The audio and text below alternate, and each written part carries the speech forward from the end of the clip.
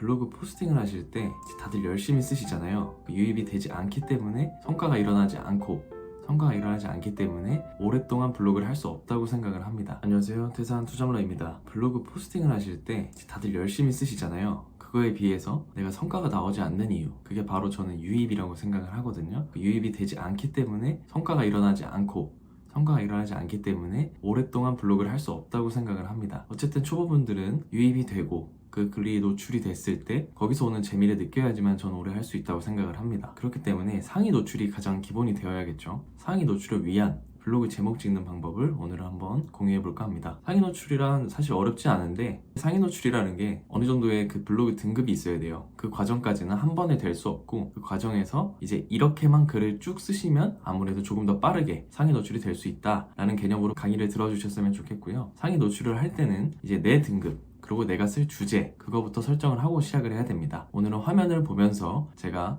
블린이라고 생각을 했을 때 상위 노출을 위해 어떤 블로그 제목을 지어야 할지 한번 같이 배워보겠습니다. 화면을 함께 보시죠. 네, 이렇게 블로그 글쓰기 화면이 들어왔죠. 글쓰기 화면에 들어왔을 때 내가 어떠한 글을 쓸지 좀 막막하실 거예요. 오늘 상위 노출을 위한 블로그 제목 짓기 6단계라는 개념으로 한번 여러분께 알려드려 볼게요. 첫 번째 단계, 내가 쓸 주제를 찾습니다. 내가 쓸 주제는 저의 블로그에 맞게 써야겠죠. 만약에 본인이 맛집을 운영한다, 여행을 운영한다, 그럼 그거에 맞는 글 주제를 찾아야 됩니다. 저 같은 경우에 오늘은 여러분들께 블로그 강의에 대해서 하고 있기 때문에 블로그 꾸미는 방법에 대해서 제가 한번 포스팅을 해보겠습니다. 이거는 어디까지나 저에 관련된 주제이기 때문에 여러분은 여러분의 블로그의 주제에 맞게 글감을 찾아보세요. 이제 글감을 찾는 방법에 대해서는 여러 방법이 있겠지만 저는 이렇게 직접 검색을 하는 편입니다. 블로그 꾸미기를 한번 이렇게 검색을 해볼게요. 블로그 꾸미기를 쳤을 때 딱 이렇게 화면이 뜰 거예요. 이렇게 내려봤을 때 이제 이 키워드가 괜찮은가 안 괜찮은가를 한번 먼저 확인을 해봐야 돼요.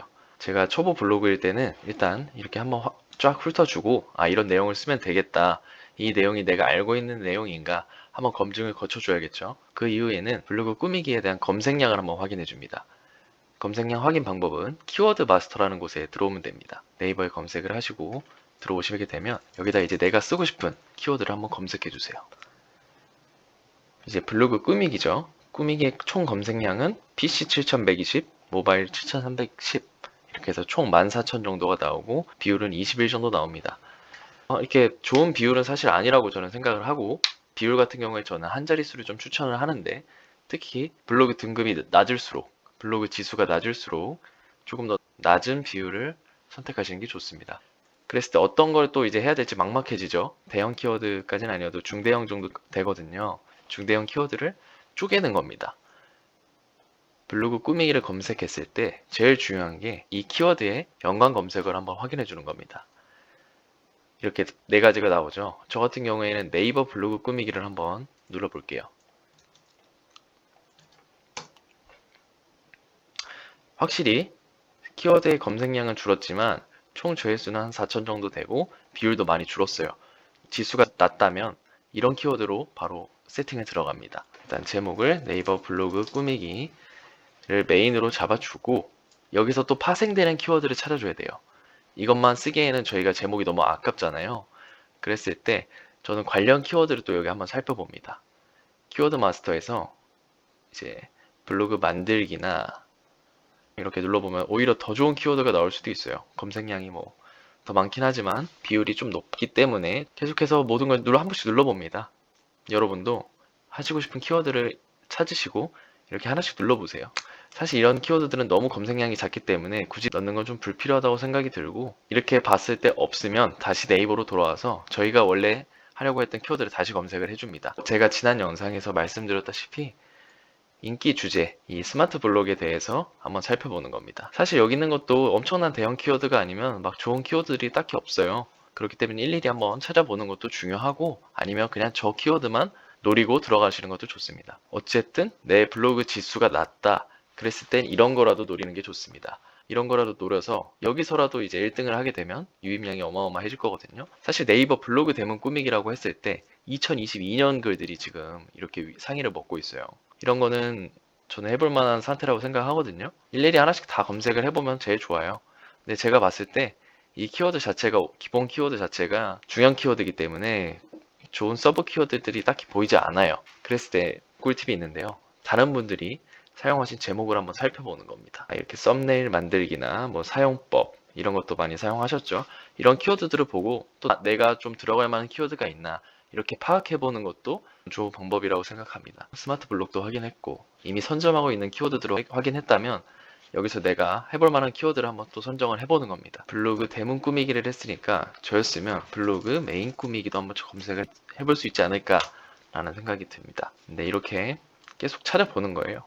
그 다음 키워드가 쓸만한 게 있을까? 다음 키워드로 그나마 잡아볼 만한 게 블로그 꾸까지 쳤을 때 나오는 블로그 꾸미는 법 괜찮을 것 같아요. 23년 9월 글이 지금 상단에 있기 때문에 오늘은 블로그 꾸미는 법을 서브 키워드로 잡고 꾸미는 법이 한 요 정도 나오거든요. 총 640 정도 나오고 비율은 27이지만 서브로 가져가기에 나쁘지 않은 상관관계라고 생각이 듭니다. 메인은 네이버 블로그 꾸미기, 서브는 블로그 꾸미는 법 이렇게 해서 한번 잡아보겠습니다. 여기서 중요한 건 이제 스마트 블록도 확인을 했고 연관 검색어도 확인을 했기 때문에 검색량까지 확인을 했죠. 일단 수치상으로 확인할 수 있는 건 확인을 했고 여기서부터는 검색량이 높은 키워드를 배치를 했는가 한번 확인을 해주셔야 합니다. 만약에 실수로 내가 이렇게 하다가 네이버 꾸미는 법이라고 먼저 들어갈 수도 있잖아요. 그렇게 되지 않고 꼭 메인은 제일 앞쪽에 위치를 시켜주세요. 그 다음에 서브 키워드를 넣는 거죠. 그렇게 됐을 때 어느 정도의 제목이 완성이 되었다라고 확인할 수 있는 겁니다.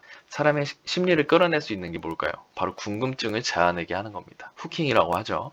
후킹을 어떻게 하면 할 수 있을지, 어떤 제목이 좀 이끌릴지, 좀 심리학적인 거가 들어가기 때문에 여러분도 제 강의뿐만 아니라 다른 영상들을 많이 들어보셨으면 좋겠어요. 책도 많이 읽어보시고요. 저 같은 경우에 꼭 눌러보고 싶게끔 하는 썸네일을 만들어라. 혹은 가치를 줄 수 있는 글을 써라. 이런 거를 많이 봤거든요. 아니면 손해를 보게끔 느끼게 해라. 이런 영상들을 많이 봤는데 후킹성 제목을 만들어야 된다라는 말씀을 꼭 드리고 싶습니다.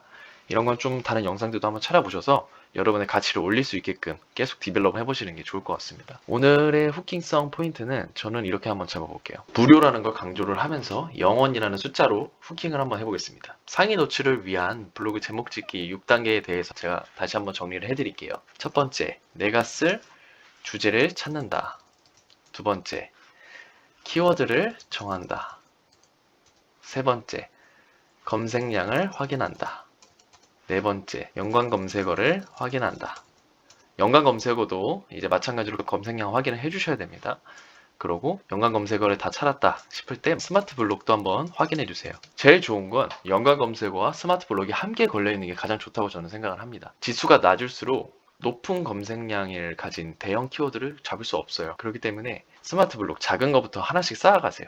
그렇게 됐을 때 블로그 훨씬 더 높아질 겁니다. 그리고 검색량이 높은 키워드를 정했다면 키워드를 선배치, 이제 제일 앞쪽으로 배치를 해서 메인 키워드를 선배치하고 후킹성 제목으로 지어줍니다. 이렇게 됐을 때 6단계를 마무리한다고 볼 수 있겠습니다. 일단 제목을 좀 효율적으로 짓고 그걸 본문에 녹아내고 그 다음에 고객들이 저희의 블로그로 오게끔 하는 그런 전략을 펼치는 건데요. 사실 이 제목이 제일 중요하다고 저는 생각을 해요. 제목을 중요하게 짓고 그 다음에 포스팅을 어떻게 쓰느냐 이 방법에 대해서 다음 시간에 이제 제목을 지었으니 포스팅을 어떻게 하면 좋을까요? 라는 영상으로 한번 돌아오겠습니다. 여기까지 이제 봐주신 분들을 위해서 또 하나의 꿀팁을 더 드린다면 예외로 플러스라고 하겠습니다. 이제 뭐 일상글 쓰시는 분들 많잖아요. 뭐 오늘의 일기, 블로그 샵 1, 뭐 이렇게 해서 뭐 샵 2 이렇게 쓰시는 분들 많아요. 제가 뭐 정답이라고 말씀드릴 수는 없지만 절대 쓰면 안 된다고 저는 생각을 하거든요. 특히 이렇게 반복된 대괄호 키워드들은 지속적으로 쌓이다 보면 동일한 글들이 노출이 되지 않아요. 블로그 샵 1, 블로그 샵 2 이렇게 했을 때 그 키워드들은 노출도 되지 않을 뿐더러 그 키워드들이 제일 앞에 선배치된 경우에는 예뻐 보일 수는 있어도 이 블로그 성장하는 과정에 있어서 전혀 도움이 되지 않습니다. 그렇기 때문에 굳이 쓰시고 싶다면 뭐 그냥 본문 정도에만 쓰시고 전 제목은 굳이 저렇게 별 표시 뭐 이런 골뱅이 뭐 샵 이런 거는 최대한 좀 지양을 해주셨으면 좋겠고 이걸 쓴다고 바로 저품질이 걸리거나 지금까지 쓴 글을 수정해야 되거나 그런 건 아니지만 최대한 좀 안 쓰시고 이제 제일 좋은 키워드들을 앞에 놓고 한마디로 특수문자는 최대한 쓰지 말자. 쓰더라도 뭐 느낌표, 물음표 한 번씩 후킹성으로만 쓰고 나머지는 쓰지 않으셨으면 좋겠습니다. 네, 오늘 준비한 강의는 여기까지고요. 제목을 어떻게 하면 조금 더 상위 노출에 가깝게 지을 수 있는지 준비해 봤습니다. 다음 시간에는 상위 노출을 위한 포스팅 작성법을 한번 준비해서 돌아오겠습니다. 감사합니다.